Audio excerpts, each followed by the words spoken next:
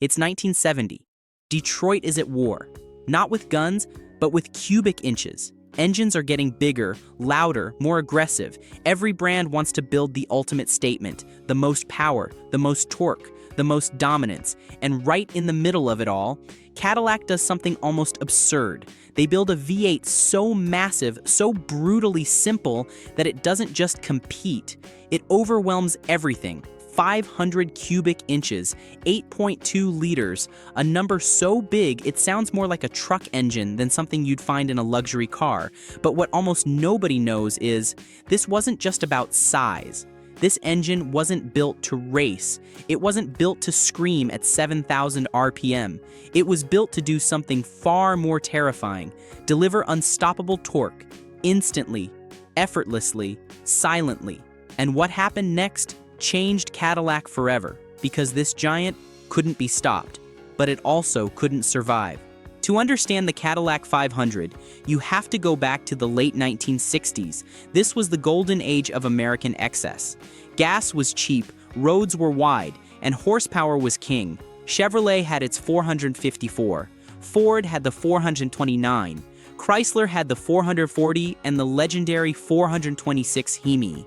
These engines were built for muscle cars, drag strips, NASCAR battles. But Cadillac played a different game. They weren't chasing quarter-mile times. They weren't trying to impress teenagers at stoplight races.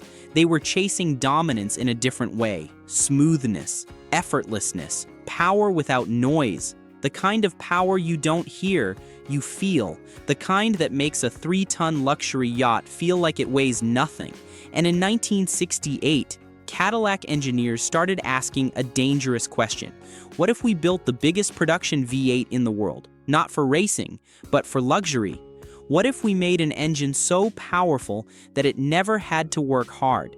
What if we engineered something so overbuilt it could move a mansion on wheels with the effort of a golf cart? That question would lead to something nobody expected. The Cadillac 500 debuted in 1970, and on paper, it looked almost unreal. A massive 4.304-inch bore, a long 4.304-inch stroke, perfectly square dimensions, 500 cubic inches of displacement. That's 8.2 liters.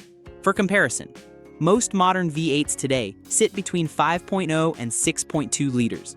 This thing was on another planet. Compression ratio?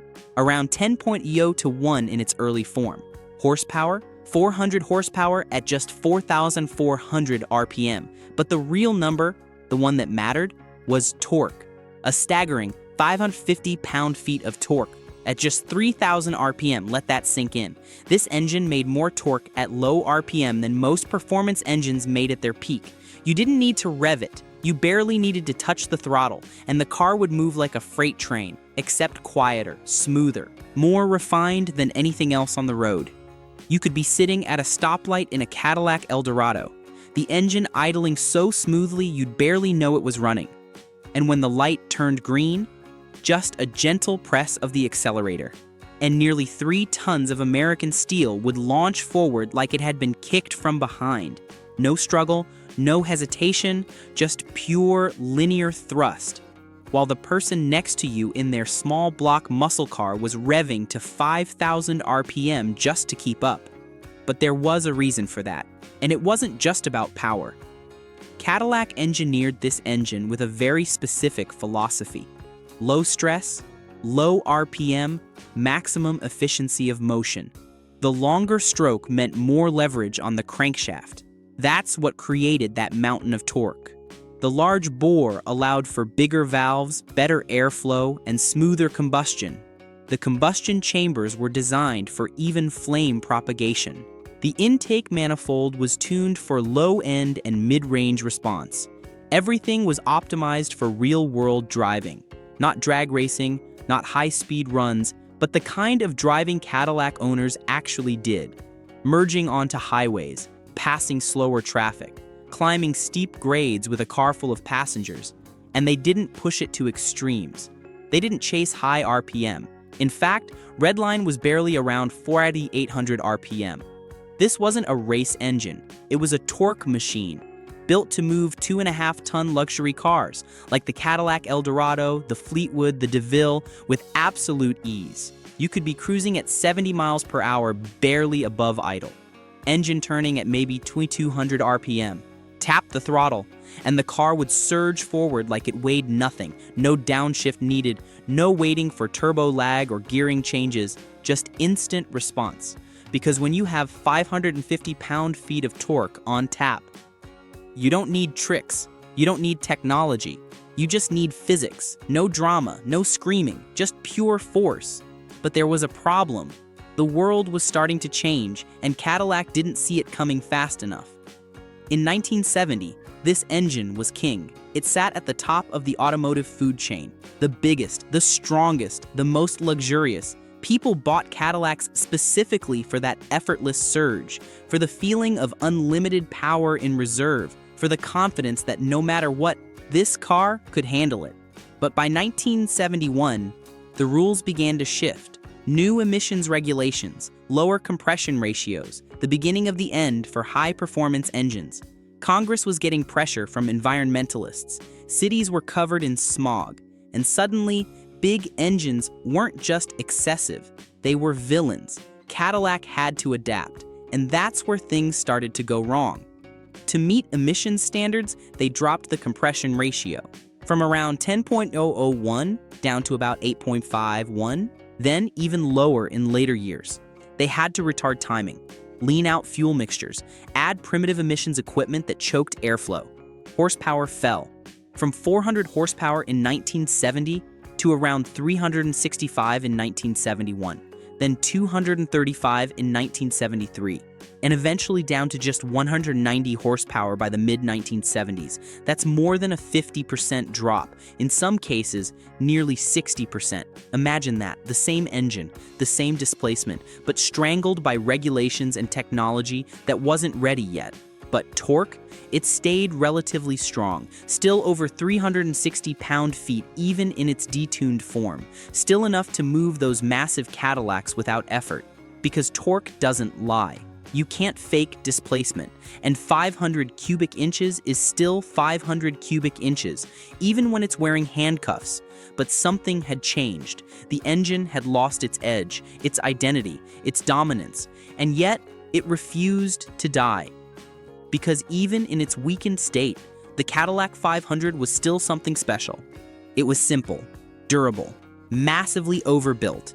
The block itself was cast iron, but surprisingly lightweight for its size, around 625 pounds fully dressed. That's actually lighter than some smaller big block engines of the era, lighter than a fully dressed Chrysler 440, lighter than some versions of the Ford 460. Cadillac engineers had done something clever. They'd used thinner casting walls where possible, removed unnecessary material, balanced strength with weight savings. It had a deep skirt block design. That meant the block extended down past the crankshaft centerline. More rigidity, less flex, better durability, 2-bolt main caps. Not the strongest design, but adequate for the engine's intended use. A relatively conservative valve train, hydraulic lifters, mild camshaft profiles, reliable push rods. Everything about it screamed reliability. It wasn't designed to be rebuilt every 20,000 miles. It was designed to last 200,000 miles, with minimal maintenance. Just change the oil, keep it cool, and it would run forever, and that made it perfect for something nobody expected. Hot rodders started to notice, and what they realized changed everything. This engine had potential, a lot of it, because underneath all the emissions restrictions, all the detuning, all the compromises forced by regulations, was still a massive 500 cubic inch foundation, still those big bore and stroke dimensions, still that potential for huge airflow, still that capacity for monstrous torque. Give it better airflow, increase compression, upgrade the camshaft, add a real carburetor instead of the strangled factory setup, install headers instead of restrictive exhaust manifolds. And suddenly, this quiet luxury engine turned into a monster. People started building these engines for drag racing, for street rods, for muscle car swaps. And the results were insane. with basic modifications. Just a cam, heads, and exhaust. These engines could easily produce 500 horsepower. With more aggressive builds, better pistons, ported heads, aggressive camshafts, 600, 700 horsepower, naturally aspirated. No forced induction, no nitrous, just cubic inches and airflow. And torque? Still off the charts, 700 pound-feet or more, at relatively low RPM. That kind of torque didn't just win races, it destroyed transmissions, snapped drive shafts, twisted chassis, lifted the front wheels off the ground. People would build lightweight hot rods, throw in a built Cadillac 500, and suddenly they had a car that could pull like a tractor from idle, but keep accelerating all the way to 100 miles per hour. But there was a catch: the oiling system. At higher RPM, the Cadillac 500 started to struggle. Oil pressure would drop, the top end would starve, bearings would wear faster than expected. The factory oiling system was designed for luxury car use. Low RPM, smooth operation, long-term reliability, not sustained high RPM abuse, not drag racing launches, not 6,000 RPM blasts down the quarter mile. Push it too far. And things started to fail. Not instantly, but gradually, quietly. You'd hear a slight tick, then a rattle. Then one day, the engine just gave up, spun a bearing, wiped out a camshaft, or worse, so builders had to adapt. They improved oil flow, installed high-volume oil pumps, modified oil passages inside the block, added external oil lines to feed the top end, installed oil coolers, added baffles to the oil pan to prevent oil starvation during hard acceleration. And once those problems were solved, the engine became something else entirely. A hidden giant, a sleeper powerhouse, an engine that could hang with the best of them and do it with a fraction of the effort. But by then, Cadillac had already moved on. By 1976, the Cadillac 500 was gone. Production ended, replaced by smaller, more efficient engines. The era of giant engines was over. Fuel economy mattered now. Emissions rules were stricter than ever. And the world no longer had room for engines like this, or so it seemed. Because the legend didn't die, it just changed hands. Over the decades, the Cadillac 500 became a cult favorite. Hot rodders loved it. Builders respected it. Engine swappers sought them out because it represented something pure, something that was disappearing from the automotive world. No turbos, no computers, no complexity, just displacement, air, fuel, fire, and force. People started swapping these engines into everything.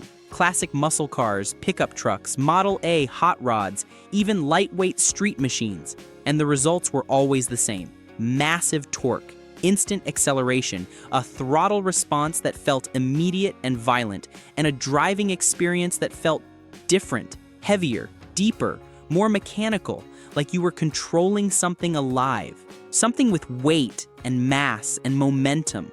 Not just pressing a pedal and watching numbers change, but physically moving metal and fire and force. And today, the numbers still shock people. 500 cubic inches, 8.2 liters. An engine so big, it sounds impossible. Most people don't believe it when they hear it. They think you're talking about a race engine, or a marine engine, or something built for industrial equipment.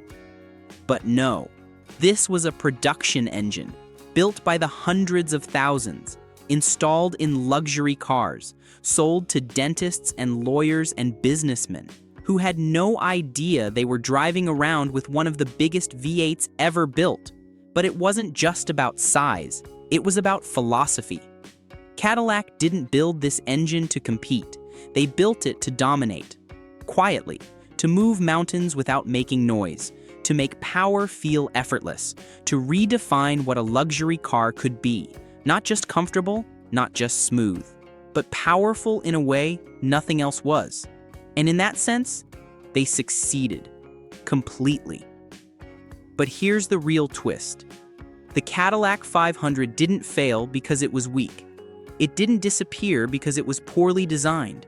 It failed because the world changed around it. Regulations, fuel crises, new priorities, insurance costs, public perception, things no engineer could control, no amount of displacement could overcome. And yet, even decades later, people still talk about it, still build it, still chase that feeling. Because once you experience that kind of torque, that kind of effortless power, that sense of controlling something truly massive, it stays with you. It changes the way you think about engines, about power, about what a car should feel like. The Cadillac 500 V8 wasn't just big, it was unstoppable in its own way, not on a racetrack, not in headlines, not in magazine comparisons.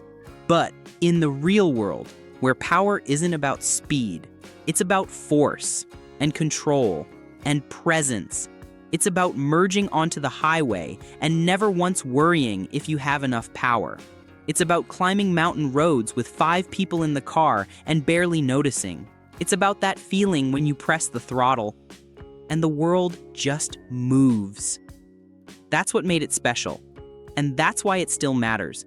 That's why builders still seek out these engines, why hot rodders still respect them, why enthusiasts still argue about them on forums late at night. Because the Cadillac 500 represented the end of an era, the last gasp of pure, unregulated, unapologetic displacement, before computers took over, before efficiency became everything, before engines became appliances.